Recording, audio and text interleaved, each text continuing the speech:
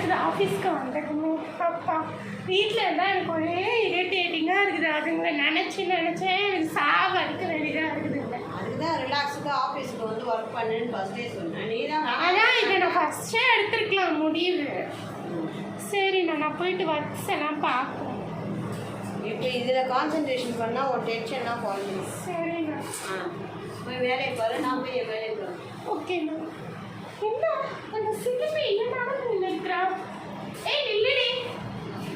ஏய் என்னன்னு சொல்லுடி. நீ எதுக்கு இங்கே வேலை பார்க்குற? ஆமாம், நான் வேலை பார்க்காம பின்ன வேறு யார் வேலை பார்ப்பாங்க? நான் தான் இந்த இடத்தோட சிஇஓ. போடி வெளியில். ஐயோ மேடம் இப்படி சொல்றீங்களே மேடம், ப்ளீஸ் மேடம். சரி நான் ஒரு சேலஞ்ச் சொல்கிறேன், நீ அது மட்டும் செஞ்சிட்டீன்னா அவ்வளோதான், நான் இந்த கம்பெனியை விட்டு வெளியில் போயிடுவேன். ஃபஸ்ட்டு சேலஞ்ச் என்னன்னா, நீ தான் கூ ஃபேமிலியோட எல்டர்ஸ் லேடி அப்படின்ட்டு நீ யார்கிட்டையுமே இங்கே சொல்லக்கூடாது. நான் தான் அப்படின்ட்டு காமிச்சிட்டு நடப்பேன். புரியுதா? இந்த மாதிரிலாம் நீ சொல்லாமல் ஒரு மாதத்துக்கு இருந்தீங்கன்னா நான் இந்த கம்பெனியை விட்டு வெளியில் போயிடுவேன். சரிடி சரி. அண்ணா அண்ணா அந்த சிலிப்பி மறுபடியும் இங்கே வந்துட்டானா? யார் அவ? அதான் சிந்து. சிந்து இங்கே வேலை செய்யுவ? அவளா?